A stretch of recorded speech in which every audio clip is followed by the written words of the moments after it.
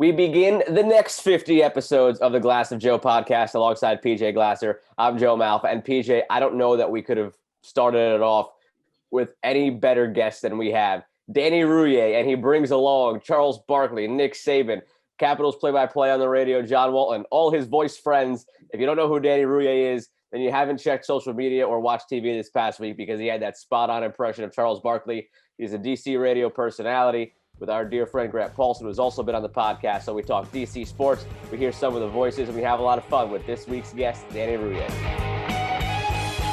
Thrilled to be joined this week by co-host of the Grant and Danny Show on 106.7 The Fan and viral sensation now, Danny Rouhier. Danny, it's been a hell of a week for you, man. You have just been up and down my Twitter timeline.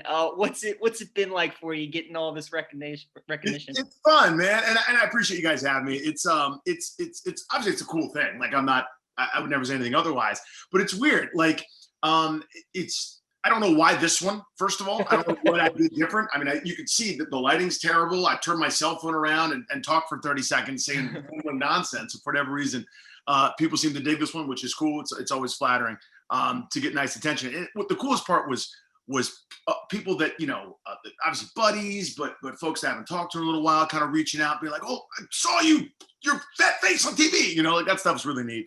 But what's weird is like I still had to coach my 7-year-old the next day in baseball. And he still said, when is practice over after 5 minutes? Nothing that's really changed. The rent's still due. I still have to diet. If I have a carb, I gain 8 pounds. Nothing is really different. But it's fun, man. It's really, really cool. I appreciate it. Now, I saw on Twitter that you were out with friends, right, when TNT was airing this and Barkley finally saw it for the first time. So when you kind of looked at your phone and you saw it was blowing up, what was your reaction? So I was at dinner with a bunch of buds, guys I grew up with, some of my best pals. And, we were talking about, the video and what happens. And they're like, what happens next? And I'm like, nothing, that's the end, right? It's just a few Twitter mentions and 300 bots that want me to subscribe to an OnlyFans. So nothing really is going to happen. And all of a sudden we're as we're paying the check, my phone's jumping off the table, and I'm like, what is, and I was like, what's the matter with you? What's going on? I was like, I don't know. Hopefully it's not an emergency or something. And we get outside after, the restaurant's closing and people are going, holy bleep, holy this. And I'm like, okay, well that again, what could this be? Is it a meteor? Is it, I have no idea. And I finally get somebody with a coherent message that says, they just played your dumb video on TNT for Charles Barkley. And he's like, that's pretty good. And then I go, oh my God, he gave you the blessing, So obviously I watched the clip and everybody was going nuts there on the street. We're on Wisconsin Avenue and people passing by and just like, what are these pudgy white dudes doing? Just celebrating in a circle like they won something, But it was a pretty amazing moment. That's awesome. Now we got a bunch of DC sports questions to get to, but a couple more about the clear lead of the story today. How long have you been doing the impersonation, and how did you find out that you could even do it? So about 16 years, almost 17 years now. My buddy, a guy named Joe Robinson, a comedian in the DC area, had a show on 98 Rock in Baltimore, and I used to guest on his show all the time, and we would just do bits and have fun. One of the bits that they did was they would have celebrities read their own Wikipedia page. And he hands it to me. He's like, hey, can you do Charles Barkley? That's how he sounds, by the way. What's up, Joe? And I'm like, I don't know. Let me try it. And so I tried it during the commercial break, and I went, hey, actually, I think that sounds pretty good. I watched a YouTube video of Charles talking and then tried it. And I was like, actually, I think this isn't bad. So we did it on air. Guys are cracking up. And I said, okay, well, that's something to file away. And then actually started working on it and instead of just kind of the raw thing, which was pretty close. But I feel like I got pretty decent at it after a little while. And again, that's what's so funny. I've been doing this for closer to 20 years than zero.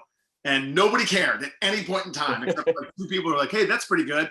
And now all of a sudden it's like everybody's paying attention. It's wild. Right. Oh, that's how it works. Just in a blink of an eye, all of a sudden, Yeah, exactly. Now you've got the show at Grant. You do the impressions. You do stand-up comedy. It's this great, unique role, niche, whatever you want to call it. And I'm sure there's a lot of people out there who may have a 9 to 5 and listen to you and wonder, how the heck did this guy get to a point in his career where he gets to just talk sports and make people laugh? So I'll ask you for them. Yeah. What's the career path been like for you? Yeah, pretty standard stuff. What you want to do is think you're going to be a Major League Baseball player, realize right at the end you have nowhere near enough talent or the right size, desire, attitude, get told to pound sand, drift around aimlessly for a few years, working, minimum wage jobs, temp jobs. I was a mover in New York City. And then you decide your opinions are so important that you've got to share them with people. So I started doing stand-up comedy. And then just the most random luck of the draw stuff happened, man. I mean, that's kind of been the whole sort of gig is I did these weekly, at the time, they were the Redskins, but these weekly, like, I'm an upset fan, Redskins videos that right at the time before, like, everything was on YouTube. Remember when YouTube, you could actually, like, find something? You remember that? Like, there's only, like, 9 videos there. So I started doing those, and all these blogs, including the DC Sports blog, were, like, hungry for content. Now there's too much content, but at the time, there wasn't that much. And so I would do these weekly videos, and they would get, like, tens of thousands of views. And for kind of a niche thing, that was more than you would expect, So I said, well, maybe there's something to this. And so I would, do them every week, and push them out there. And the biggest one that I did got the attention of one of the Junkies producers, Junkies on 106.7 The Fan. And I, like, hit the guy up and was like, hey, I did that video. You guys played it. Like, is it cool if I come in? And he was like, yeah. Come in the day before Thanksgiving at 9:50. You know what I mean? Like the end of the show, they don't care. And most of them didn't even look up from their computers, and we talked, but the spot went pretty well and kind of got my foot in the door. And, was doing part-time at night and kind of graduated to full-time at night, and then, got bumped up to middays. And so that was the end, man. I've been doing it for more than 10 years now. It's pretty wild.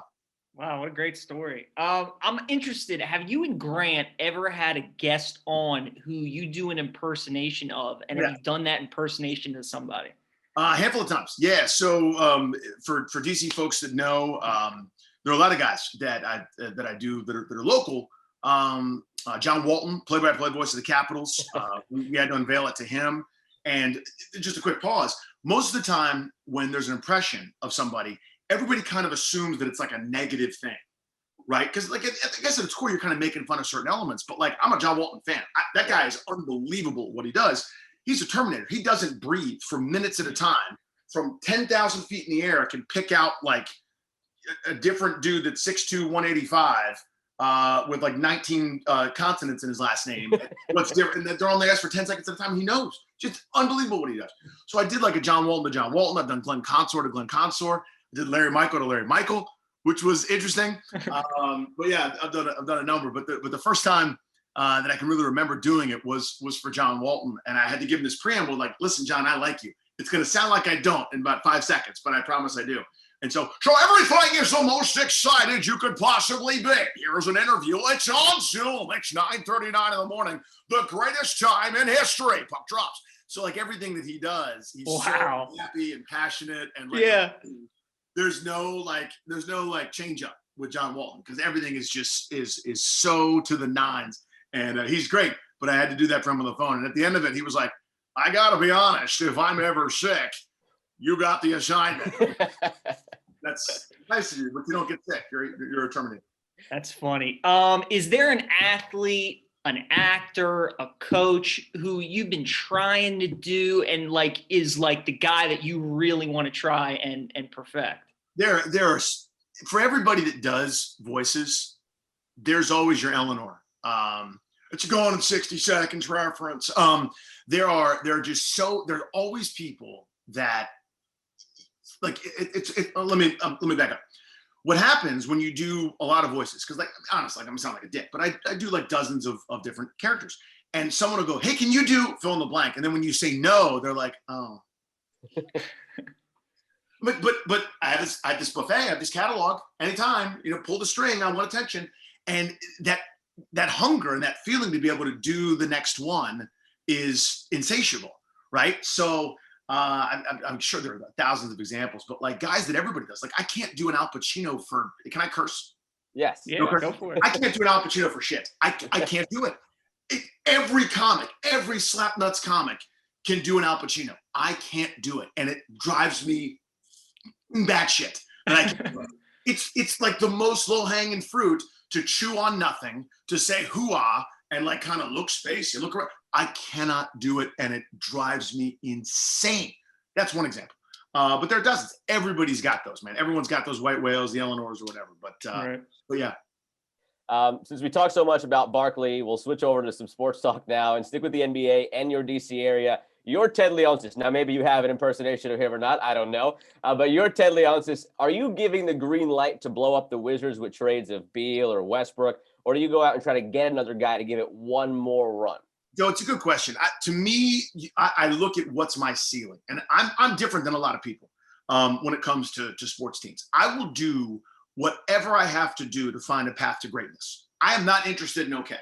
I don't care about okay. I don't care about being mediocre. I don't care about incremental improvement. I care about that one great championship, right? So I'll sell my soul for 2019. I'll sell my soul for the Caps in 2018. And Ted Leonsis is a very patient man. He's better at business than I am. He's a very smart guy. He does a lot of analysis and thinking. And he goes, well, we're right here. If we do this, we do this. And I don't think the NBA works that way. I really don't. To me, it's these two guys in the backcourt, you're stuck. Now, I say that in not in a negative way, but you're stuck. There's very little flexibility when you're paying two guys a huge sum of money and they can't single-handedly will you to a championship. Your two guys are great. They're not LeBron James and Anthony Davis great. They're not Paul George and Kawhi great. That's not a knock on them. These are stars. This is the guy that could have won the scoring title and Mr. Triple-Double. These are very good players, and I'm not saying they're not. But those two guys alone and a cast of, an out-of-shape Davis Bertans who gets paid $16 million to not make threes and not play defense, a couple of kids that Scott Brooks didn't develop, and a nice find in Daniel Gafford or Thomas Bryant, that's not good enough to win a championship. That's all I care about is winning a championship. And I go, if I can win a championship, stay the course. If I can't, explosions. So I would, but I don't think they will. They're, and I get it. I get not wanting to take huge steps back. I get not wanting to go the Philadelphia route. I get not wanting to have years of tanking. My point kind of is, you're probably going to end up losing anyway. I got losing covered. I want to lose with a purpose. I want to lose and get something from it. Kind of the anti the Ernie Grunfeld era. Right. Yeah, the Wizards are kind of just stuck in the middle right now. They're not good enough to be great and contend, but they're not bad enough to get a bottom 3 or 5 pick. Ted's other team, the Caps, I'm interested what you think of them. They won the Cup in 2018. Since then, they've been bounced in the first round 3 straight seasons.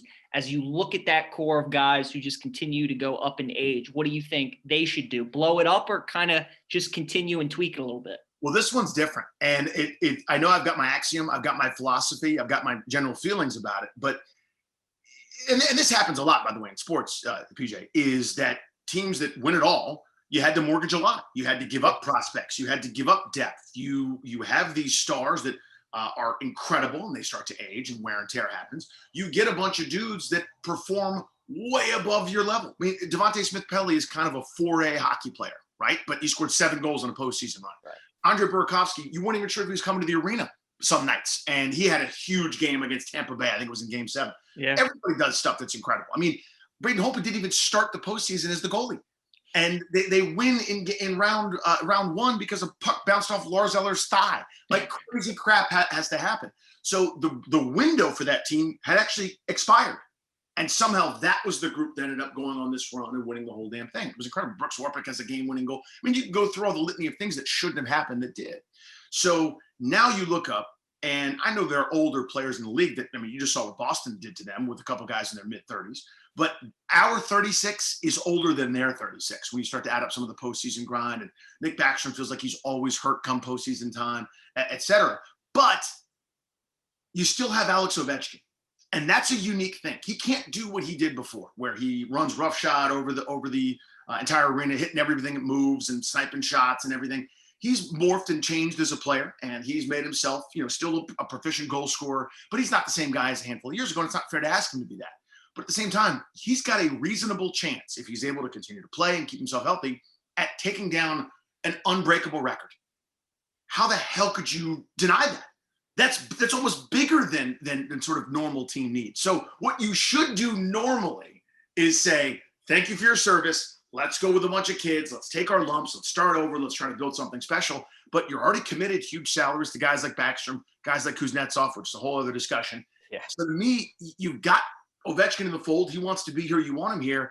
how valuable is that chase for something unattainable in a Capitals uniform? To me, that means you can't blow it up.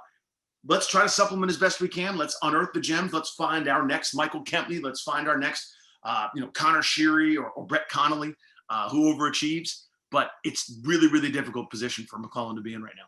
Yeah, I don't think they're too far off with the talent they have at the core, considering the fact that with the Kraken coming in, you're probably getting Oshie's contract off the books. Probably. You could try to find a way to move Kuzi, but maybe. But here's the thing: Brian McClellan told us, and I can't do Brian McClellan so well, but he's like, I don't think we're going to be inclined to move Oshie. I think they're going to protect TJ Oshie. You think so? I really do. That's an interesting thing. That's what he told us. Now maybe he was just full of it, but they also might do that move where they release him to free agency so he's unprotected, but then with the intention of bringing him back and signing him so they don't have to expose him to the Kraken draft. But I really think that they are done with Kuznetsov. I think they're exact. The fan bases too. Well, yeah, they can get in line. So I think ultimately what they'll probably do is expose Kuznetsov, see what happens. If not, trade him for fractions of pennies on the dollar. Trade him for Dogecoin on the dollar. I was going to say the same exact thing, so I'm glad we're on the same wavelength halfway through the interview. But yeah, there's so many flexible options that they have right now, and I mean, I'm sure Seattle would love Oshie as the captain, but then again, the Caps would love to keep him, so that's a big point to bring up. They could just keep him. Continuing to run the DC gamut here. I remember listening to you and Grant maybe January, February-ish talking Nats, and you guys seemed equal parts scared and equal parts optimistic, where this year the team was either going to be atop the division or in dead last, and there was no shot at much of an in-between. Unfortunately, right now it's the latter. They're a half game above the Marlins at the bottom. Is it something that you think turns around, or is it just going to be one of those years for the Nats where things unravel, Scherzer gets traded at the deadline, they just kind of limp to the finish line? Which way do you see it going here? Because it seems like it's on a knife's edge. Could go either way. Yeah, I don't feel as optimistic as some might. I mean, one of the things that I think I was probably even too optimistic before the season, just because I was excited that it was a baseball season, and you talk yourself into a lot, right? In terms of late winter, early spring type optimism. There were a lot of ifs with the Nationals, right? If Patrick Corbin's last year wasn't a fluke, doesn't look like it's fluky. He's getting hit around an awful lot, even though his last start actually was pretty good for the most part. But he's not striking guys out anymore, which is a massive deal in the era of strikeouts. Steven Strasburg's made 7 starts, left 3 of those early in 2 years. That's a big if, right? He was hurt all last year. We just assumed he would come back. Well, maybe you shouldn't assume that. They're filling in with a lot of guys that if Starlin Castro hits like he did the second half of 2019, that hasn't happened. If Josh Bell has a massive rebound, he's been much better lately, obviously. I'm not ripping him, but if he's way better than he was for the second half of 2019 and 2020, not so much. If Kyle Schwarber, well, Kyle Schwarber's kind of Kyle Schwarber. He's going to do this, whatever this is. If Victor Robles takes the lead, zero power, mid 230s, Gold Glove defense, but you needed more from a guy that you thought was going to graduate, maybe be your leadoff hitter. That lasted about an hour and a half. So to me, I'm not overly bullish. I mean, you think about it this way, just in terms of team building. Half their payroll is in 3 guys. One of those 3 guys has absolutely lived up to it, and that's Max Scherzer. He has been nails. He has been awesome. I was wrong. I thought the aging curve would get to him as it's gotten every other human being. That is not a human being. That is a machine sent from the future to punch people out. The guy is absolutely incredible. And if it weren't for Jacob deGrom with his 14-year-old Danny Almonte in Little League type ERA, Scherzer would be one of the stories of baseball. But deGrom's ridiculous, throwing 100-mile-an-hour sliders and whatnot. But so I don't really buy a turnaround here. I mean, they've got nice pieces. And here's the other part, Joe. They have shown a real reluctance, and I get this, kind of the way that they've been built, to sell. Remember the year that just didn't go great, and they were 83 and 80, I think, by the end of the season, and they were at the trade deadline and did nothing. If you think you're good, add. Yeah. If you think you're not good, sell. But they did nothing. And I get the sense that wasn't necessarily Rizzo's decision. That may have been an ownership thing. So, no, this is our team. So they kind of waited for a few weeks. They had that disastrous series in Chicago, you remember, where they blew three leads, I think it was. And then they sold off after the non-waiver trade deadline, Daniel Murphy for $1.50. They sold Brandon Kinsler for 80 cents. Well, these guys they just kind of got rid of and got a lot less. Now, it's not like you would have gotten a lot at the trade deadline for rentals, but it was basically this kind of give up. They just kind of threw the white flag up at the end of the season there. And I don't know that they'll trade Max Scherzer. Now they should if they're out of it like this, but there's some sentimental value watching him, chase down these other guys, strikeout records and things like that, getting to 3,000 and the whole 9 yards. It's going to be really interesting to see what they do because, again, what's happening to them is normal. This is what happens in sports. Your team gears up, sells every asset in the farm system that isn't bolted down. Your Jesus Luzardos, your Pavettas, your Giolitos, everybody for World Series caliber pieces. That's normal. So your farm system totally devoid of talent. Your big leaguers are old and they start to break down. It's pretty normal. That crap happens. Sounds right? like what you said with the Capitals. A few minutes ago. Similarities there. There's some parallels, but this is a normal thing for it to happen when you get the wear and tear of an extra postseason and those extra games and career highs in innings and pitching on different kinds of rest and whatever. Corbin hasn't been the same. Strasburg's been hurt a bunch. That happens. That's kind of the nature of the sport. And you get some of these bloated contracts and the like, and you get closer and closer, kind of the inevitable doomsday clock of needing to hit reset. I would trade it all for that championship. I will go through this for another 3 years for that championship. Some fans don't feel that way, but to me, that parade, that's the whole point. That sustains me for years. And the fact that somehow I was on a parade float still is the dumbest thing that's ever happened. But I'm not giving back the World Series ring either. Now, we make it around the DC sports cycle. We end with the Washington football team. Danny, I can't remember a time where there's been this much excitement probably going into an off season. Are you buying that hype? Do you think this chance has a real team to compete this year? And I like how we saved the good one for last. We talked about the pessimism of the Wizards and Nats and the Caps. Slowly build our way up. Yeah. I'm gonna sound like such a turd. People are gonna hate me on this. I don't buy it. I don't buy it. And maybe it's just I'm a contrarian. Maybe I'm annoying. But like, here's what I get annoyed by. And this is kind of, in our thing, right? Where we see most guys, go to work, they come home and like sports are on the side. But for our thing where we consume it all the time and we see all sides, we see every opinion, we see every detail, we're very, very online. I'm already exhausted by this sort of cult of Ron. Right? Ron Rivera's a good coach. I'm glad he's here. I think he's an adult. I think I may agree or disagree with certain decisions, but that is a football person in charge, and that's what I've always asked for with this dumb organization. But there's this deity level status. There's this like walk on water kind of feel to Ron Rivera. You mean the 7 and 9 coach? You mean the guy that couldn't figure out if his quarterback was good or not until 4 weeks into the season and then sort of dismissed him when they were picking at number 2 with the chance to get a franchise quarterback? That's the guy that's infallible. The guy that had one amazing season in Carolina that was pretty good and kind of average the rest of the time.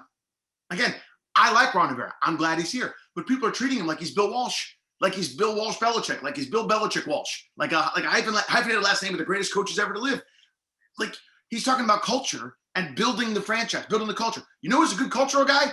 Ryan Bleepin Kerrigan that just signed for punter money in Philadelphia. You know who's a good culture guy? Nick Sundberg, who's done more for charity in this area than anybody else times a million. Even as a long snapper, it costs nothing. Morgan Moses is a great guy in the locker room that everybody likes. He was a team leader. You just sacrifice depth in the springtime for what? I don't know. I'm just saying. I don't necessarily buy that he's infallible after 7 and 9 season where the division was such a dirt fire and everything about it sucked.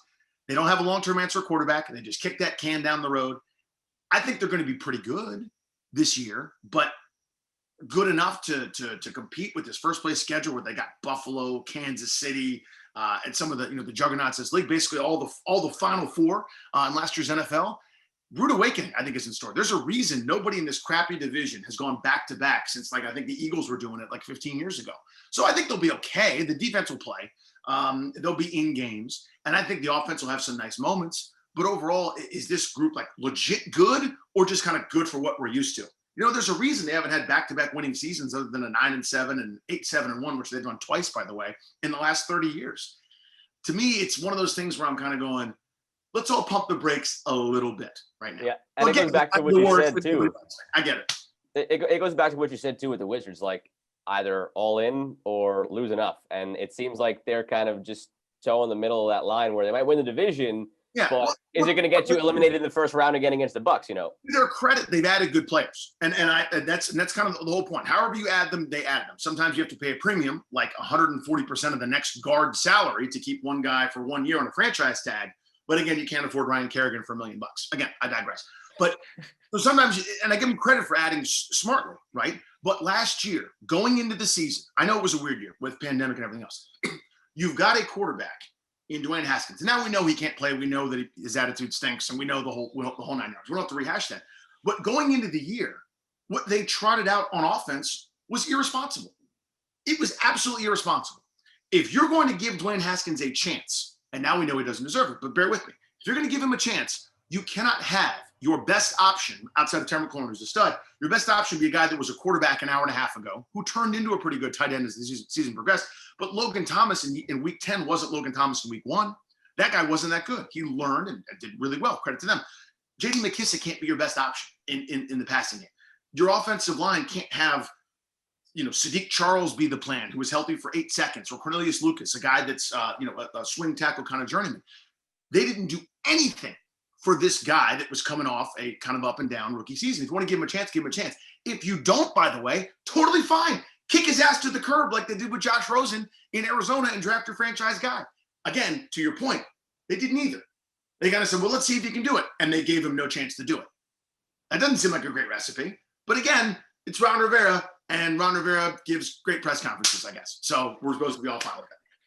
It's going to be interesting to see what happens with the Washington football team. This city is just, they're clinging for that team to be good. And so we'll see what happens. They've had their heart broken many times. From an outsider's perspective, I mean, full disclosure, PJ's a Ravens fan. I'm a Jets fan. So, neither of us have a dog in the Washington football team fight. I think they're going to be okay. So, if that gives you any promise from an outsider's perspective. I'm so sorry about that. That poor Zach Wilson, that poor handsome man. He has no idea. He has no idea what he's getting into. He's so handsome. So talented. Yeah. Oh, I feel good about Robert Saleh and what Joe Douglas has done, but I'm thinking I got to get used to the new math this year, but I think it's somewhere like 8 and 9, something like that. That's right. They're playing 17 games. I keep forgetting that. That's right.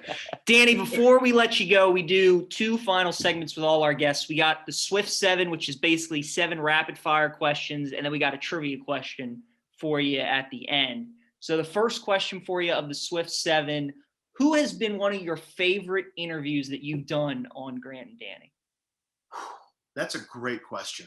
Again, I'm biased. I'm a massive Kerrigan fan. That just jumps to mind. We've done some really fun stuff with him. When he was still single, he would come on Valentine's Day and read song lyrics in Valentine's for girls, which was one of my favorite bits that we did. I always loved that. Oh, that's awesome. Yeah.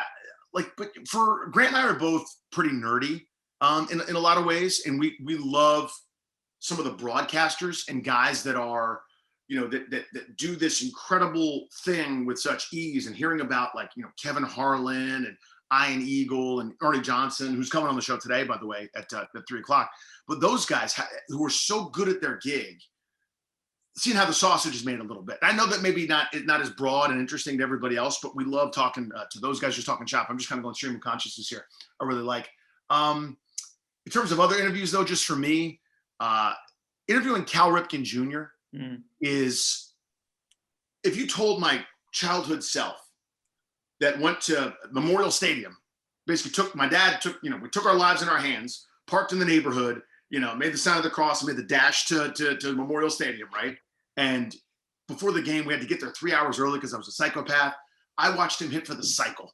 I watched my first game that I remembered. I'd gone to games early as a kid, but my first game I remember, Cal Ripken hit for the cycle. As far as I was concerned, this is the greatest person ever.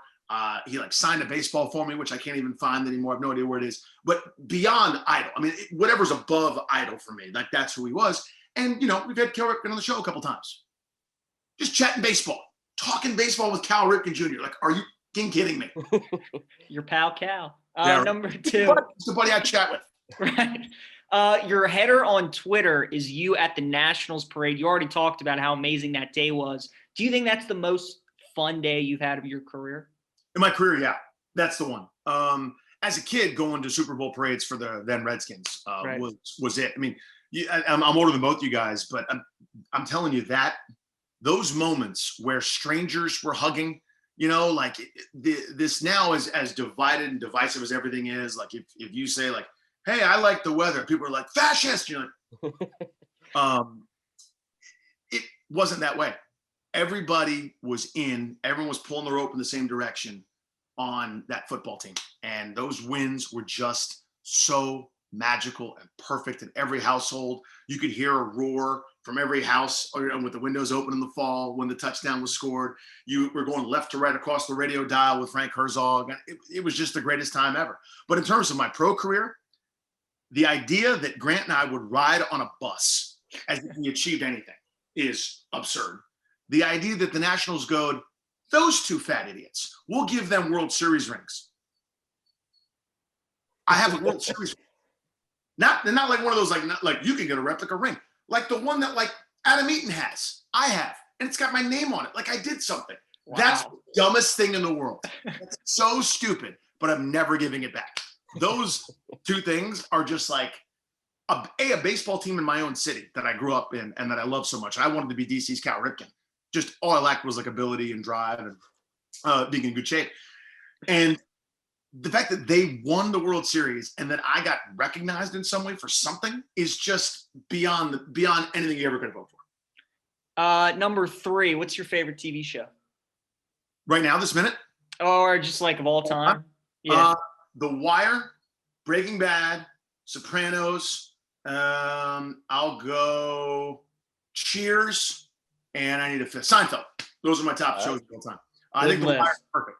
People that haven't watched The Wire, it's irresponsible. It's the greatest show ever invented, in my humble opinion. PJ, that's for you. It's in your hometown of Baltimore. You know, it's funny, Danny, and I like a lot of TV shows, but I can't get into that one for whatever. I understand, because it doesn't make it look good where you're from. It does not. Number 4, what's the scarier thought? Julio in that Titans offense or Nick Saban coaching until he's 77 in Tuscaloosa?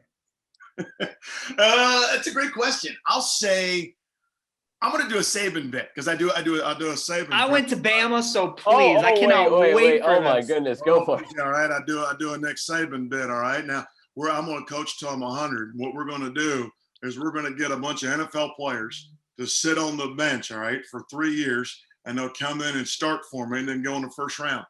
I do some kind of damn magic when I go into the apartments of these guys, but I do it. So I'll say Saban coaching forever because that's pretty good. That's pretty good. The Saban thing that he always says is "I." Like when he's talking, "I." And that's I say a sentence, all right, and then I go to the next sentence. All right. Pretty good. That's pretty good. Love it. All right, we got 3 more here in the trivia question. You see that we're 2 broke, just out of college kids. Still, the clock is ticking down because we haven't paid for the Zoom upgrade yet. But number 5, NBA Finals matchup and champion. You could pick it as Danny Rouhier or you could pick it as Charles Barkley. You decide. I think right now it's going to be Orlando against San Antonio. Tim Duncan and whoever plays for Orlando, those are going to be the key matchups. What's that, Ernie? Okay, never mind. They're both eliminated. One of them never made the playoff. Okay, I think ultimately it's going to be Brooklyn because James Harden going to come back and they're going to play with 2 basketballs at the same time. And I think out the West, you know what? This might be a hipster pick. I think it's going to be Phoenix. All right. I think it's going to be Phoenix because Chris Paul is due for a championship. He choked many times. He's a choking hazard. He got a broken shoulder. And he has to defer to other people. So I do actually do it's my sneaky, sexy little picks. I actually think Phoenix. I love that. That was so good. That was so sporting good. event that's number 1 on your sports bucket list to attend. Damn. Because I've been to a World Series. Because that would have been it. It would have been going to a World Series. Bucket list. I'll tell you what. You know what it is? Believe it or not, a World Cup final. Ooh. All right, that's number 1 for me. So in a specific city, like, do you want to see it in America or like in Europe somewhere? Not really. I mean, it'd be cool to travel to some exotic location to do it because this is totally true. I know we have like 7 seconds left because you guys are cheap, but I was in Paris years ago. This is the most random story. First time I've ever traveled abroad. I've been to Mexico a couple of times as like a kid with like a note from my mom, but I got a passport and I was traveling, and we went to the Louvre that morning. And stuck behind a bunch of Boston guys on a tour. They're like, "Where's the Mona Lisa? Dude, this place is wicked huge. It's large as hell. Where's the Renaissance at?" You know? And so we're rolling through, and I take the metro back close to where we're staying at the Champs-Élysées, right? And we come up from the metro station, and there's 1 million people on the street. And I'm like, what the is going on? Like, are they here for me? Like, what is happening? And we emerge and everyone's cheering. And right past me, I swear to God, 25 feet from me, Lance Armstrong rolls by on his cycle with his little glass of champagne, exalting everybody. We were at the last leg of the Tour de France and had no idea it was there. Oh my God. I'm like a sweaty, fat American wearing my jorts and like way overweight, like 26. And here's Lance winning his like 4th or 5th, whatever the hell it was. So I was at the end of the Tour de France. That's awesome. Last one of the Swift 7 and the trivia question. We're all going to try to fit it in somehow, some way. The team that you hate the most of the rivals of your favorite teams. Dallas Cowboys. Everyone who roots for them is wrong. They are the Kardashians of the NFL. Everyone who likes them is irresponsible and a giant bama with a chin strap beard and a flat brim hat. Your rap album is not going to do well. You suck. Repent and reform. Love it. Trivia question. Julio Jones currently 2nd in receiving yards among active players. Of the 4 other guys, can you name 3 of them to round out the top 5? 90 seconds, 3 strikes. Is Fitz still active? He is. He's number one. Yep. Gerald. Who's got more than Julio Jones? Does DeAndre Julio's two. Julio's two. Julio's 2. Okay. Yep. So you're looking for a 3, 4, and 5. You just need 2 of those guys. Gotcha. DeAndre Hopkins. Yes, he's number 5. Number 5. All right. So you just need 1 more, 3 or 4. There's some time. Okay. I'm thinking of players. I'm thinking of football players who might have it. Okay. It's Mike Evans is too young. Tyreek Hill's too young. Active football players. Who's old? AJ Green. No, but good guess. He was top 10. He's old. He's hurt all the time. Oh my God. What? Now I'm in the panic mode. I'm thinking of football players who catch passes. You got 45 seconds left. Oh, shut up, PJ. Damn it. Oh God. All right. I need another player. I need a football player who catches pass. Yards, catches. Oh my God. This is what happens when callers call into our show and they're like, what's your name? And they're like, oh my God. Okay. I totally know this. I looked at the list of football players that catch receivers. I need a receiver. Who's really good? Who's really more? Good? Yeah, you got 15 seconds left. Shit. Can't think of anybody past Julio Jones. Mike Evans. It's wrong.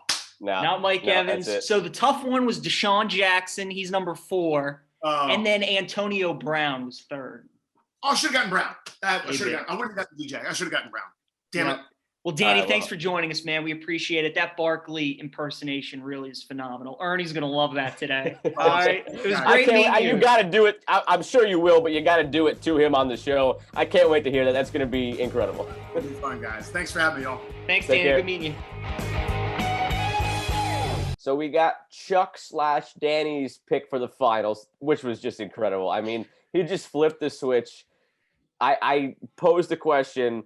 You could make this pick as Danny or as Chuck, and without hesitation, he goes into a whole diatribe as Charles Barkley. And those comedians are so quick. I mean, they really are. How they can go just into the flip whole on thing of the Magic and the Spurs, and I mean that was just great. But we get the pick. We get the pick. Suns and Nets, and you know what?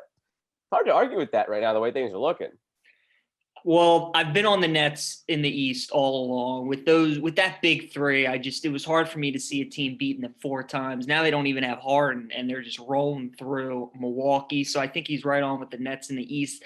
The West is a lot tougher. Utah is, when we have Wes Hall on, he's like, Utah's the sleeper team, and they were because people were putting the Lakers and the Clippers ahead of them.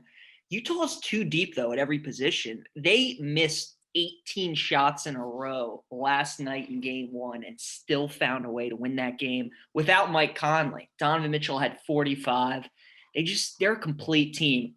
I'm rooting for Chris Paul because that's my guy. He's the point guard of our generation. He is just, when you are dreaming up or you're trying to picture a perfect point guard, it's him. And Phoenix is kind of this team that everybody's fallen in love with because Devin Booker's finally starting to get that national recognition. It all started last year in the bubble when they went 8-0. And we're like, whoa, where did this Phoenix team come from?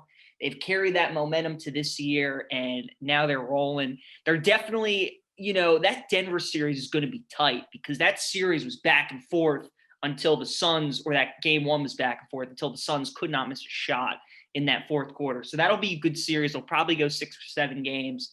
But I'm leaning Utah, though, to edge out Phoenix. I think Utah just they're just I think they're the most complete team in the NBA. I think Brooklyn's the best team because of those big three and Joe Harris, but Utah, they don't have many holes. They don't have a superstar. Mitchell's on the cusp.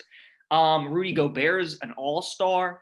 But man, they're well coached. They play as a team, 9-10 guys who can beat you. And that crowd in Utah, they always got a huge advantage when they play in front of them. Yeah, I mean, I want to stick with my pick in the East, but I obviously can't, which was the Bucks. After seeing those first two games, I'd be pleasantly surprised if they somehow miraculously turn it around. Hey, the series hasn't really started yet because nobody's lost a home game, to be fair.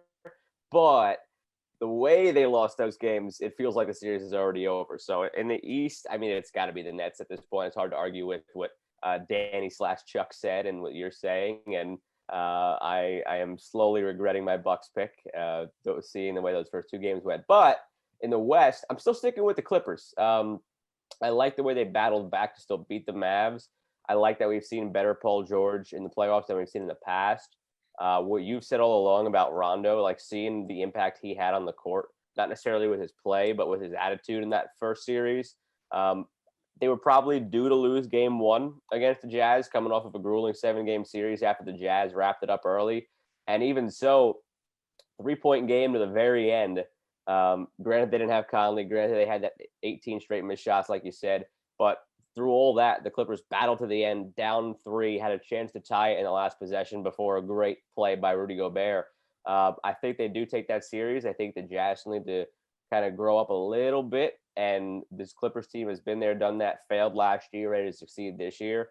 But then it comes down to Clippers and Suns. And I keep going against the Suns just because I feel like the youth will catch up to them.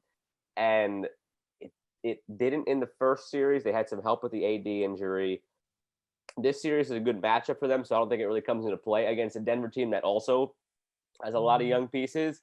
But I think it catches up to them finally in the conference final when they're going up against, like I said, a team that's been there, done that, failed already, ready to succeed now in the Clippers. So I'll stick with the Clippers out of the West from what we've seen so far through one round and a couple of games around two. But I mean, I can't really feel good about the Bucks anymore in the East. So I'll let Danny, Chuck, and you go with the Nets in the East, and I'll probably have to take my lumps on the Bucks pick on that one. I have to say, too, for the first time in a long time, I felt like the first round of the NBA playoffs was really, really good. Yeah, and unpredictable the whole way, too. Right, exactly. And, a lot of people are like, oh, the Lakers losing is the worst thing possible for the NBA. Look, we've seen LeBron in the finals 9 straight years, all right? So it's nice to see some other teams get in there. And the one series, see Chris Paul win it. The one series we didn't touch on in talking about all that, because we all know that it's probably either the Bucks or the Nets coming from the East, is the Sixers and the Hawks. And the Hawks went in there, took game 1, surprisingly. Game 2 was entertaining as well. That's going to be a fun little series. It's just a shame that it's overshadowed by the Bucks and the Nets, because pretty much everybody and the conventional wisdom realizes that whoever wins Bucks-Nets, likely the Nets, is going to run through that series too.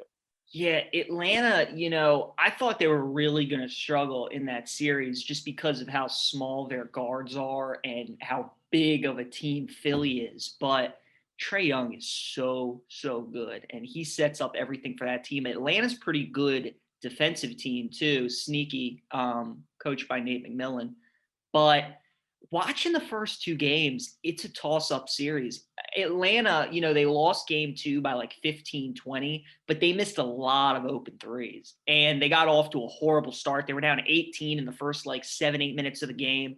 So now they go home to play in Atlanta, where they look great against the Knicks. You would think Philly would get a split. You think it would be 2-2 going back into game 5, but man, the Hawks the future is bright in Atlanta. They're a really good team. They played those first 2 games too without DeAndre Hunter, who's one of their better defenders and is just another good guy to bring off the bench. So if they can get him back and he can give some quality minutes. But the way Young's playing, Herter's playing great, Bogdanovich, I mean, I don't know where they found him, but he's been phenomenal. And Atlanta is probably the most fun team to watch in the playoffs right now, besides Brooklyn, because Trae Young, he's got a little Steph Curry to him with the range and the flair. And he's kind of taken over that villain role of the whole postseason, and people are just hating on him. So it's fun to watch. But that series will go deep, 6 or 7 games. It might. And if the Hawks come through, a Nets-Hawks series would remind me, not quite the same, but just the whole general perception around it. It would remind me of when the Heat played the Thunder in the finals, I guess almost a decade back now, where it was that young up-and-coming team who you knew wasn't ready yet. That's the Hawks. And there's that big super team in the Nets who is probably going to run through it. The series probably is only a 5-game series, but it's going to be a fun glimpse at what is to come with the Hawks, especially if they could add another piece. And there'd be some hell to pay probably for the Sixers if they don't get through that series. They come through as the 1 seed. Doc Rivers comes in. There was a lot of talk in the offseason about Simmons and Embiid. Do you trade one or the other? If they come through this year as a 1 seed and then get bounced by the young up-and-coming Hawks in the second round, I don't know what's going to change there, but something's going to change there.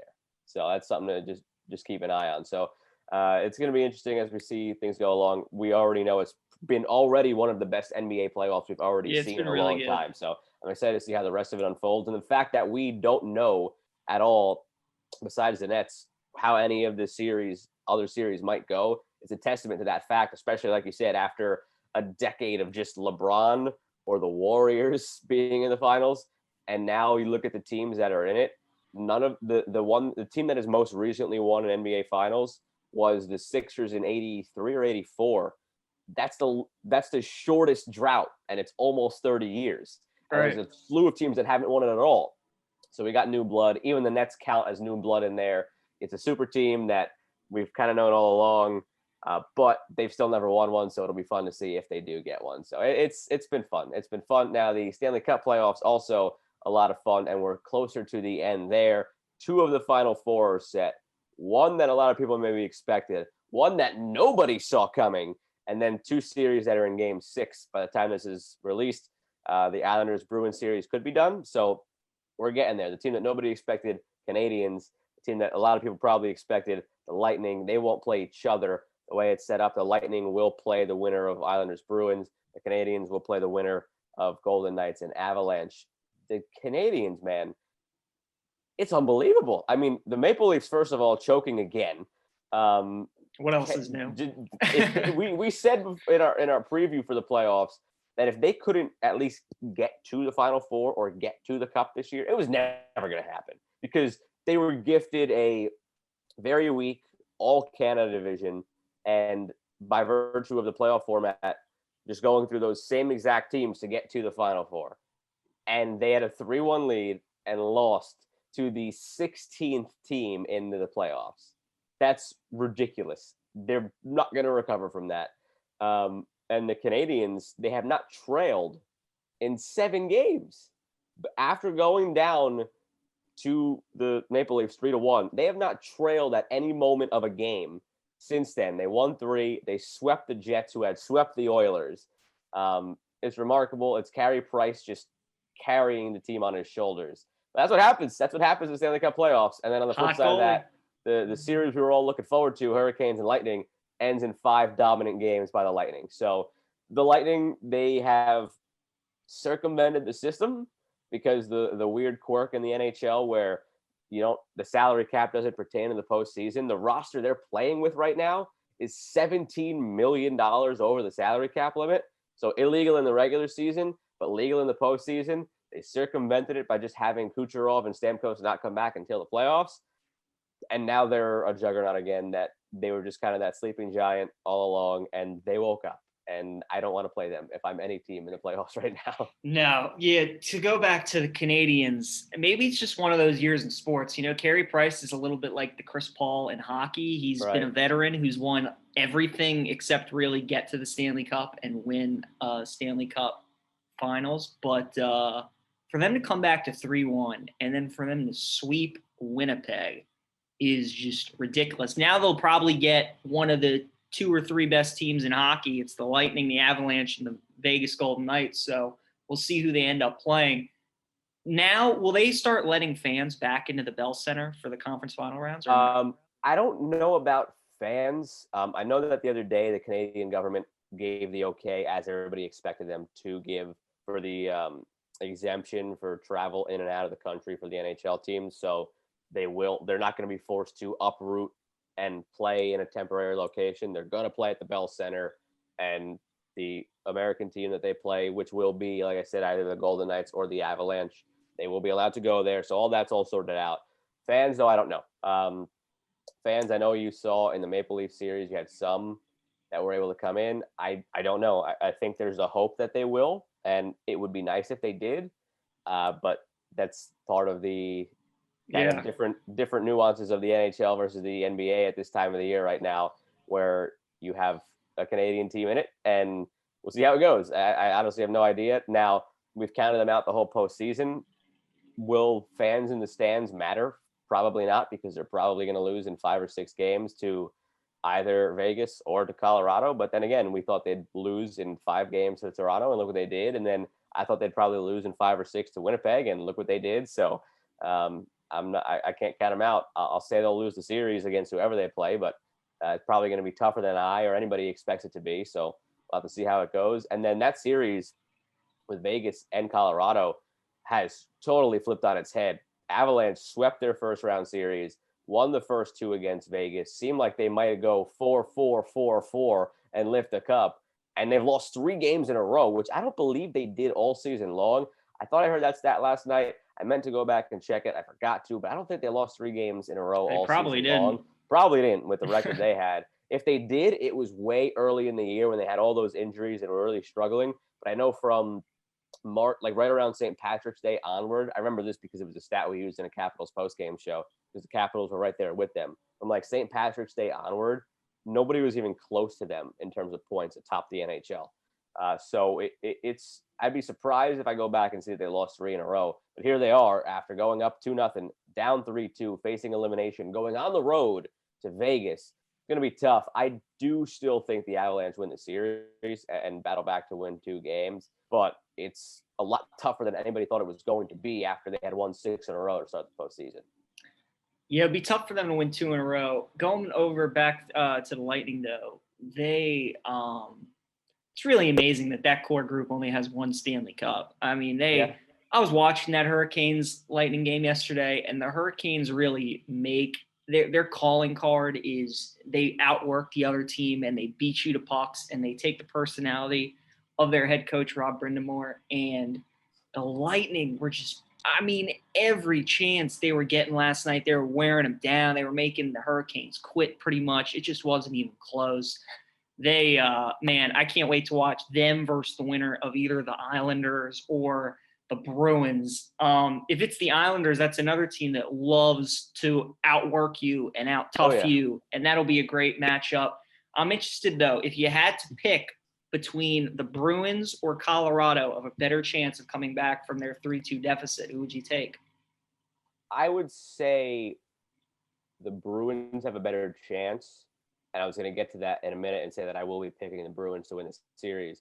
I will say that the Bruins have a better chance because the Bruins have pretty much controlled every game of that series. Even game 5 that they lost at home, they outshot the Islanders like 44-19. On the flip side of that, Vegas has controlled some of the last couple of games against Colorado. Colorado's going to wake up. I think they will wake up, but the Bruins don't have to wake up. They're awake. The pucks just start going in. So as long as they keep playing the way they're playing, I think they go ahead and win game 6 and then have a game 7 at home that with that veteran team led by Captain Patrice Bergeron, I don't think they lose. I think game 5 could have been a wake-up call for Tuukka Rask. Whenever a goalie has a game like that, though, it could go one of 2 ways. Either it wakes him up and he's going to shut them out in their building in game 6, or he'll be giving up 3 goals in the first period again. There's really not much of an in-between after a game like that where he got pulled. He either gets the message or it's still in his head and he struggles. But I'll say the Bruins have the better chance. I am picking both teams to come back and win. But the Avalanche do have to wake up because they have been outplayed, outshot, out everything the last couple of games. Even the 2 games they won, I think one of them they were outshot in. So they have to wake up a bit and just start playing Avalanche hockey that we've seen and know is very hard to be stopped. So give me the Bruins as a more likely team to get through, but I do pick both of them. Yeah, Vegas, I think, is gonna win that series. I think they actually win Game 6. I think that'll be over. But the Bruins, I'm with you.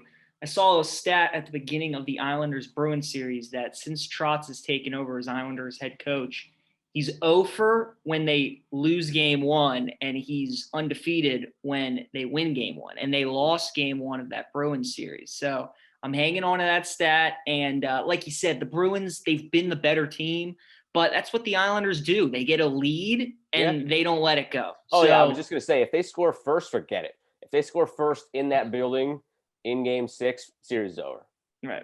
All right. Well, we got some football news, which we have. Yeah, we weren't expecting this. I mean, we were waiting to see when we would probably bring the NFL back in, whether it was Rodgers or whatever the case, but we got something.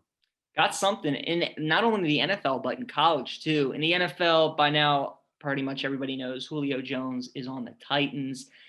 Obviously, this made a lot of sense. The Titans, this didn't solve their defensive problem, but their offense is going to be ridiculous. And whether you stop Derrick Henry and you got to deal with A.J. Brown and Julio Jones, I mean, look, the Titans offense was already great. It's going to be great still, but I think this trade's being a little overhyped. I was going to say the same thing. I don't want to pour cold water on it, but I agree. I mean, look, Julio's an amazing player, and he is, but, we all thought the Odell trade would be unbelievable, and look how that turned out. Or, when Randy Moss got dealt from the Patriots and to go to Minnesota, there's been so many cases where you get these star-studded receivers who go to new locations and you're like, oh, that team's going to lead the league in passing yards. That team's going to the Super Bowl. And football is such a team game and it relies on so many things. Do I think it's a great fit? Absolutely. But the Titans' problem last season wasn't that they couldn't score. It was the fact that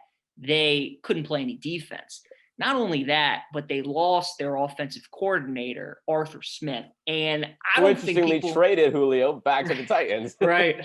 And I don't think they give that guy as much credit as he deserves from last year. That play action offense, if you just wanted to watch just a 101 textbook class on how to run a play action offense, right, Arthur Smith gave you the blueprint. Here's the thing, though, and that's why I'm not sold that the offense will be much different, because before Smith, it was LaFleur, who now has implemented that with the Packers, and Smith just took the same offense. So this is, the whole argument about, is it better to hire a defensive coach or an offensive coach? If you hire an offensive coach, if you have a really good offensive coordinator, odds are he's going to get hired as a head coach very shortly, and you're going to lose him. So it's tough in that cycle. But when you get it right and you keep promoting offensive coordinators from within instead of hiring from without, you keep that system. So I'm not necessarily worried the system's going to change, because it was the same from LaFleur to Smith. Smith just took LaFleur's bit, and their offensive coordinator now is probably just going to take Smith's bit, and it's probably just going to keep rolling, but we'll see.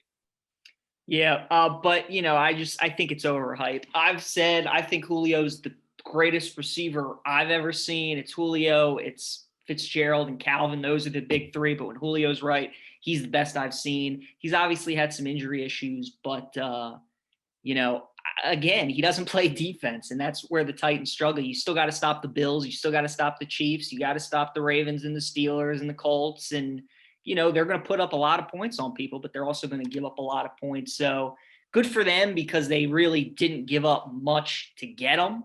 But, I think the trade's a little overhyped a little bit. And that's where I was going to go next. The return is what made me realize, okay, maybe, I know that the money factors in, but for that return, I'm sure there were a bunch of teams bidding, but the fact that there was no team willing to come out and give a one, it raised a little bit of a red flag for me. Like, okay, maybe the league as a whole didn't quite value him as much as we thought they were going to. And again, the age comes in, the contract comes in, but it's a guy who has struggled to stay on the field the last couple of years. And the couple of years before that, he didn't miss games, but how many times, if you had him on your fantasy team, were you checking feverishly on Saturday and then Sunday morning to see if he was going to suit up? He did suit up ultimately, but he didn't do so at 100%. And that kind of caught up to him the last 2 years when he did miss games. And I've never personally seen a guy who was struggling with injuries, but didn't miss games, then started missing games, and all of a sudden is healthy again for 16 games. 17 now. I don't think he's going to be healthy the whole season. You can't predict injuries, but if the last few years are any indication, odds are the Titans aren't even going to have him for 17 games. So I hope he does. I love Julio. He's one of my favorite of all time.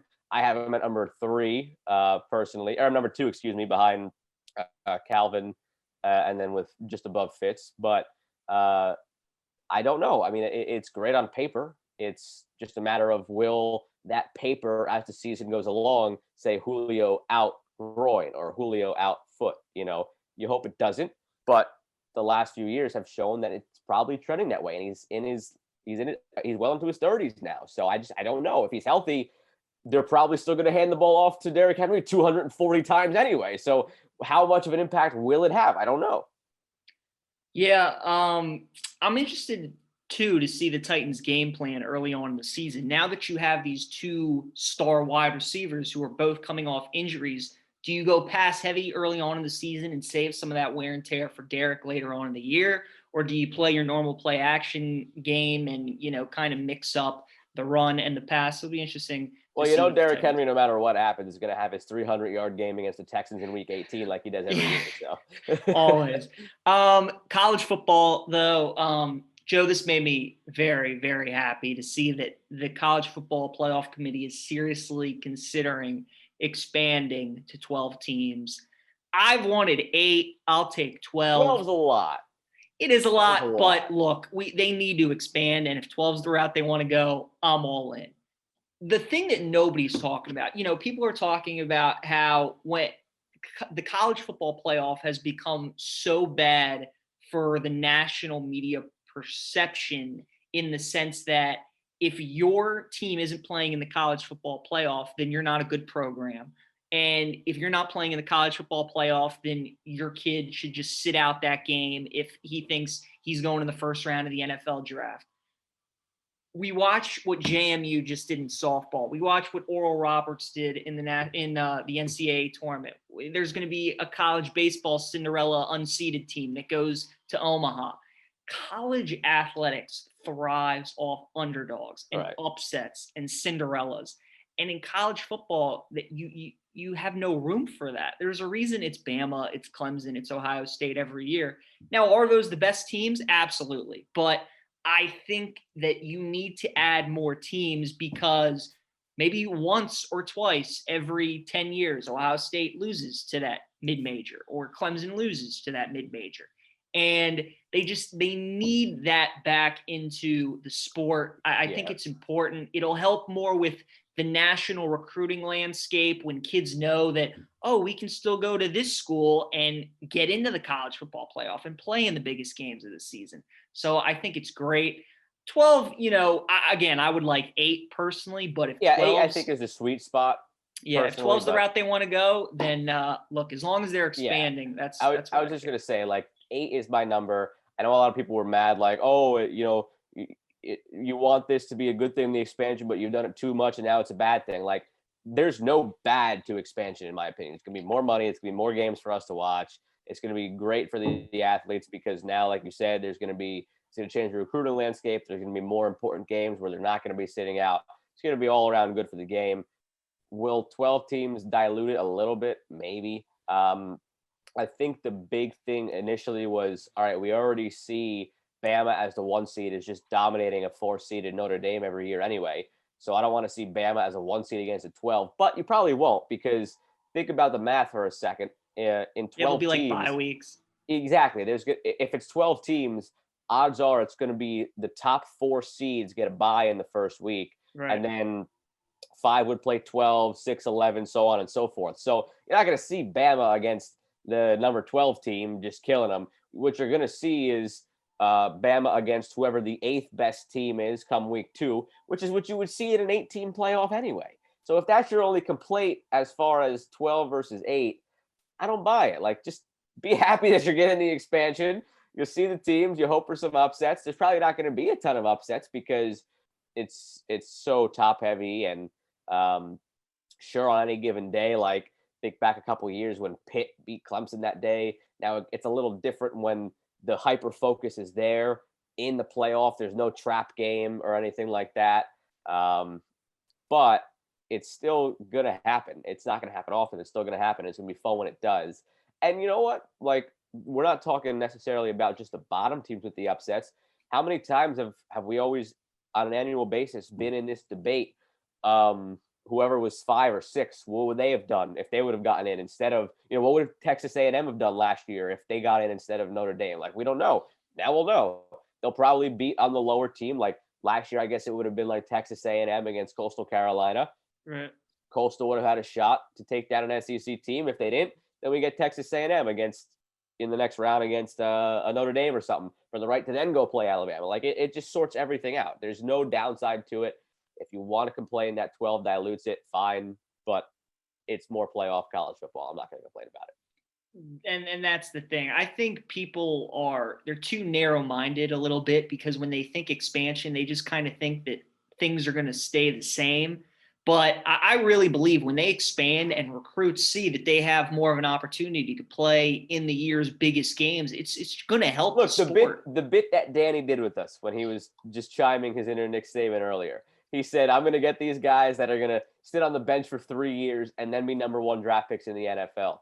Would that kid that wants to play on the biggest stage at Bama to showcase himself, would he be willing to sit 3 years and then do that when he knows that, maybe I could go to Cincinnati and see what Fickle's got going on there, and I could be a 9 seed, and I could play in the college football playoff 3 years as a starter instead of being backup starter at Alabama.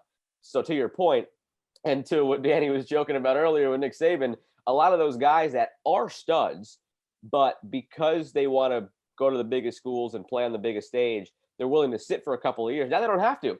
Go play at Cincinnati and start for 3 years and be in the playoff. Go to UCF, start for 3 years, be in the playoff maybe 3 times. Go to Coastal Carolina, maybe make the playoffs twice and start every single year.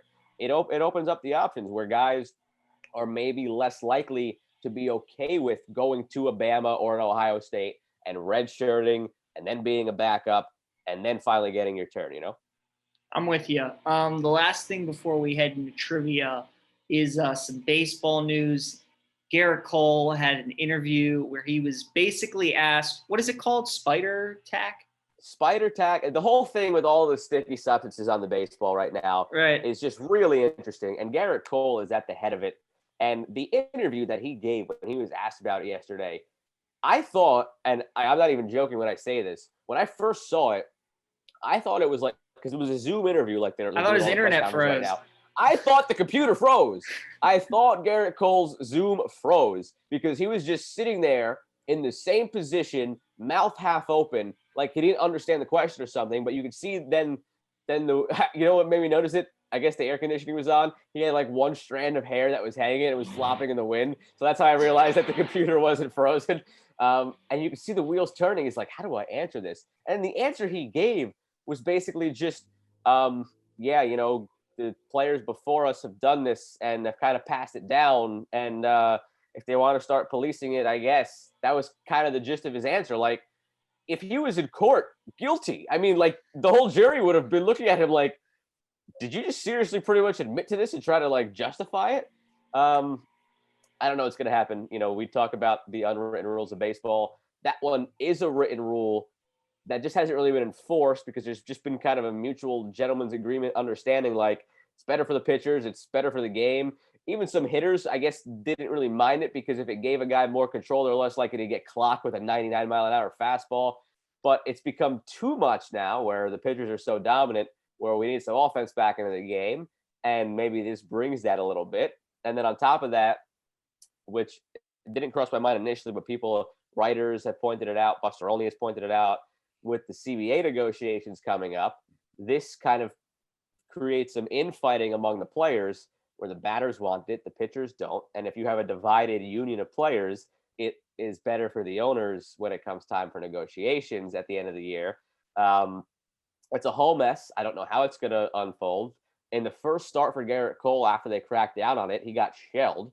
He starts again tonight. We're recording this on Wednesday. I'm curious to see how that goes. It's a mess. It's baseball is a mess right now in many different ways, and this is the latest bit of gasoline that got poured onto the fire. His interview reminded me of, do you remember when Kyler Murray went on the Dan Patrick show and Dan was just asking questions right before his like pre-draft process? And Dan was asking him simple questions and Kyler was just like, he couldn't answer it. And you're just watching this and you're just like, what the? So it was a lot like that. Cole had to have known a question like that was coming. And for him to just be that unprepared and that shocked by it was surprising. I'll tell you what I did love on Twitter was a couple days ago when a fan tweeted out about Jacob deGrom cheating. And all the Mets players chimed in. They just had a thread and they're like, could you imagine if deGrom was cheating? And nobody would foul tip a ball. And then they just kept going. So that was fun to see them. The evidence is in deGrom's favor. I have it in front of me. I wanted to make sure I had it because I imagine you would bring that up. Since 2017, the StatCast spin rate data, which is when Cole and Bauer started making their jumps and Cole joined the Astros and Cole transformed entirely from the Pirates to the Astros. From 2017 to now, Garrett Cole's RPMs are up 313. Trevor Bauer's are up 547, which is ridiculous. Jacob deGrom's RPMs are only up 72. One of those things is not the same as the other couple of things. So the evidence is also on Jacob deGrom's side, besides the fact of all the players coming to his defense and pointing out that if he did use this stuff, nobody would touch it. And if you think about it too, it's, spin rate is helping you on your breaking pitches. What is Garrett Cole's most dominant pitch? It's his breaking stuff. What is Trevor Bauer's most dominant stuff? It's his breaking stuff. Jacob deGrom isn't even throwing his breaking stuff that much anymore, except for the slider. I saw the chart of like his pitch usage over the years. He no longer even uses the sinker. He has thrown one curveball this year, just one. It's just all fastball and all slider. It's a guy who's realized, hey, I could throw 101 now because I've fixed my mechanics and I've just improved. Why don't I just do that all the time? And he just does it all the time. And it works all the time because he's got a 0.62 ERA. So do not lump him in with the other guys. He seems to be clean. And that's not just Met fan homer bias here. The numbers prove it. The RPMs are up 547 for Bauer, 313 for Cole, just 72 for Jacob deGrom. So my guy is clean. My guy is dominant. And also because I know he always listens in because he's a friend of the pod. Worm, for all the crap you talked 2 weeks ago on episode 50 about how far ahead of me you were in our fantasy baseball matchup, I won. So that's all I'm saying. I made the comeback and I won, and he's going to lose again this week, it seems. And I'm tied for first place. It's just a matter of the point tiebreaker. So thank you very much, Worm, for celebrating before you crossed the goal line and you dropped the ball at the 1 yard line. Well, Worm will probably come back with he'll probably just text you 15-3 because that was last night's Orioles Mets score. That was I don't know how the O's got so lucky that they played the Mets 4 times this season, 2 at Citi Field, 2 at Camden Yards, and they avoided deGrom both times. So that's a win.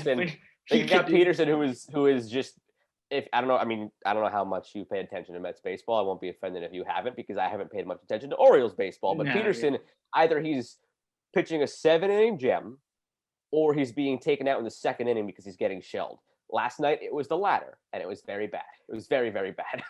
It's just funny, though, when you know the Mets are coming up on your schedule, the first thing you immediately look at is deGrom pitching against us at all in that series. That's the first thing you look at. In a 2-game set, it's easier to get lucky and avoid him. It's tougher in a 3-game set, but it does happen, obviously. Right. But it's funny. That guy is it's so good. But I just loved how his teammates came to his defense, and they're like, if deGrom was cheating, like the 0.62 ERA would be -15 or something. It would start adding runs to the Mets total if it was. It's true. All right, Joe. Nice quick episode. We had Danny Rouhier on. We talked us NBA, NHL, football, little baseball. It's time for some trivia. You still have a 20-18 lead. I do. Next week's episode I'm looking forward to because we'll have the U.S. Open at Torrey Pines. Still NBA and MLB talk as well. I have the French Open. That's decided this weekend, right? This weekend, the champion, yeah. So is Nadal going to win that, I assume? I know Djokovic is playing pretty well. Probably going to win. Djokovic got through. The big story has been Tsitsipas, who is kind of regarded as the second best clay player now as he's emerged behind Nadal. And he'll have to face Nadal in the semifinal, I believe. I think they were on the same side of the draw. Don't quote me on that. But he's in the Final Four. Nadal's in the Final Four. Nadal has won 37 straight sets. Matches, of course. He's 104-2, I believe, at Roland Garros. But he's won 37 straight sets. He hasn't even been taken past the third set. It's insane how good he is on clay. I don't understand. Yeah. But what's crazy about tennis is that you have the French Open this week and then Wimbledon's in 2 weeks. I'm like, weeks, yep. My God. Back to back. There's not much of a difference between the two of them. So that'll be fun. All right, Joe, trivia. You're up by 2. Do you want to give me your question first? I'll give you my question first. I like it. So with the announcement of Nikola Jokic being the MVP, he is just the second center in the last 25 years to win that award, with Shaq being the other back in 2000. But in the 25-year span, so going even further back to 95, just 2 centers have won the award. In the previous 25 years, from 1970 to 1995, a center won the award 1, 2, 3, 4, 5, 6, 7, 8, 9, 10, 11, 12, 13 times in that 25 years. 13 different people, or I was going to say, no, not 13 different people, just 6 different people, 13 awards for centers during that 25 years versus the most recent 25 years. Which shows how much the game has drastically changed. 13 times center MVP, 6 different people. I want you to give me 4 of the guys. Okay. Hakeem's got to be one of them. Hakeem is one of them. He did it in 1994. See, I don't know whether dudes are power forwards or centers. Like Patrick Ewing, Karl Malone. Malone's a power forward. Center, Kareem Abdul-Jabbar. He did, won it 6 times. Once as Lou Alcindor and 5 times as Kareem Abdul-Jabbar. Yeah, let's see. 30 seconds into it, you got 2. You need 2 more. I'll go Patrick Ewing. Patrick Ewing is not correct. I don't think he actually won an MVP ever. Did he never? But, yeah, no. See, like I'm thinking Kevin McHale, but he was a power forward. Let's see. Oh, David Robinson? David Robinson, right after Hakeem in 1995. They went back-to-back as centers. Okay. And so you need one more. One more. 2 guys who have done it once and 1 guy who's done it 3 times, if that helps you at all. You're a minute into it. You got 30 seconds left. I'll go Moses Malone. That's the one who's done it 3 times. There you go. The other 2 were Bill Walton and Dave Cowan. So you got all the big ones. That's why I wanted 4 instead of 6, because I didn't know if you get those 2 guys. And it was just a matter of getting David Robinson and remembering Moses Malone because he was a little bit further back. So you got it. There you go. 20 to 19. Nice. Yeah, I would not have gotten Walton or Cowan. So that was a good one. For you, Joe, I'm going to do a style of question that we really have not done yet here on trivia. I like new challenges. So I mentioned that the U.S. Open is next week for golf. And the last time that the U.S. Open was at Torrey Pines was 2009. Right. So of the 4 major sports, NBA, MLB, NFL, and NHL, can you tell me who the champions were of those sports in 2009? You have to just 3 of the 4 sports. Okay, all right? so wait, quick, before we start the clock here, clarification. Is that the 2008 season 2009 Super Bowl that you're asking about, or the 2009 season 2010 Super Bowl? 2009, 2010. 2009 season 2010 Super Bowl. Correct. Okay. Yeah. Important distinction. But which the 2009 World Series, Stanley Cup, and NBA Finals. Correct. Okay. In the NFL, the 2009 season, the Jets lost in the AFC title game to the Steelers, who then lost the Super Bowl to the Packers. No. Do I have that backwards? 2009 season. Well, I'll actually give it to you. You're correct. It is the Steelers are the right answer, but it was the Cardinals that year. That was the Super Bowl. You're right. 09. You're right. So you got it right. Wait. Oh, yeah. Okay. So I just need the team that won it. So you got the Steelers right. It was against the Cardinals, so I'll give it to you. Gotcha. So you got 1. Okay. You need 2 more. Okay. Minute left. In 2009, that's the year the Yankees won it? That is correct, over the Phillies. Okay. So you need 1 more in either of the sports. 45 seconds left. And in the NBA, 2009. Is that the Bruins? Was not the Bruins. No. All right. A strike. 30 seconds left. 2000. No, maybe the Bruins were 10. The Blackhawks 09 or the Blackhawks later in the decade? In the NBA, the Lakers are 09? The Lakers were 09. That is correct. Okay. You got it. The Lakers beat the Magic. I want to see if, before we call it quits here, though, I want to see if I could get the NHL one. Thought it would be the Bruins. Not the Bruins, but around there. Was the Blackhawks? It was the Penguins who beat the Red Wings. Penguins. Oh, yeah. That was the back-to-back Stanley Cups when they that was a great back-to-back when the Red Wings won it and then the Penguins won it. That's a good stretch. Okay. Yep. All right. So I'll take it, though. The two Pittsburgh teams won it that year, and then Yankees Lakers. So a lot of chalk. 2000. All right. 2009 season. So well done. So we each get a point. So 21-19. Oh yeah, the Packers and the. I think it was 2011, 2010, 2011 season. After that. Okay. Yep. Okay. Yeah. Well, Danny Rouhier is a busy man. So thankfully we were somehow able to lock him down, get a great interview with him. That was awesome. Joe, I'm sitting there and I'm listening to the guy and I'm looking at him, and I could be way off. I think he's a mix between Tim Legler and Chris Evans. He's got the hair and the voice of Legler, and then the beard of Evans. And then the face is like a mix between the two. And I couldn't get it out of my head that he was just a mix of both of them. So I could see that. You'll have to mention that to him directly the next time he's on and see if he has either a Tim Legler or a Captain America impression that he could give us to really send it home for you. He kind of sounded like Legler already, so he probably could do a good impression. Doesn't have to tweak it too much, but his Barkley really is man. They had him on last night after the Clippers Jazz game. They had him interview Charles Barkley and ask him some questions as Barkley, and it was phenomenal. Yeah, see, I'm looking back here now because I'm like that and a nerd. I wanted to make sure you messed up the distinction I asked you, but I ended up getting the trivia question anyway.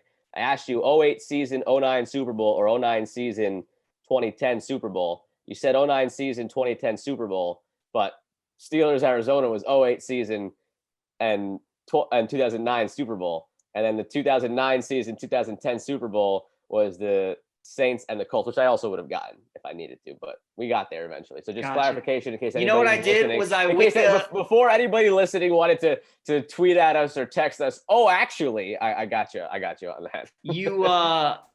See, what I did was on Wikipedia, I looked up who won the championship in 2009. So honestly, I was making a guess. But I'm glad I was just too lazy to check it. But you did good. Okay, that would make sense though, that when they wrote in 2009 was the year that the team won it, so it was probably 2008, 2009. Yeah, that's what annoys me about the NFL is that the Super Bowl is not in the same calendar year as the season, so it always gets all kinds of confusing. But right. That's why they use the number system. So True. But yeah, thanks again to Danny. Episode 51 in the books. Next week, Ray Lewis episode. That'll be a fun one. 52. There we go. So I thought for a second that the way you said that you were surprising me that we had Ray Lewis as a guest, which would have been awesome. But I got what you meant afterwards, that it's episode 52. Unfortunately not. He's 350 on Cameo, so I think getting him on here would be pretty tough. A little steep, especially considering we still haven't sprung for the Zoom upgrade, which put us down on the wire with Danny earlier. I don't think we're springing 350 for a Cameo appearance from Ray Lewis. Yeah, Danny will not be he wasn't the first guest that was down on the wire on the Zoom, and he will not be the last. And like full disclosure, part of the laziness besides the money is like, we also sometimes feel like we go way too long on the interviews and we got to try to be quicker, and having the clock forces us to be quicker and try to keep it a little tighter. So it's a blessing and a curse. Yep. All right. Thanks again to Danny. We'll see you next week, episode 52. See you then.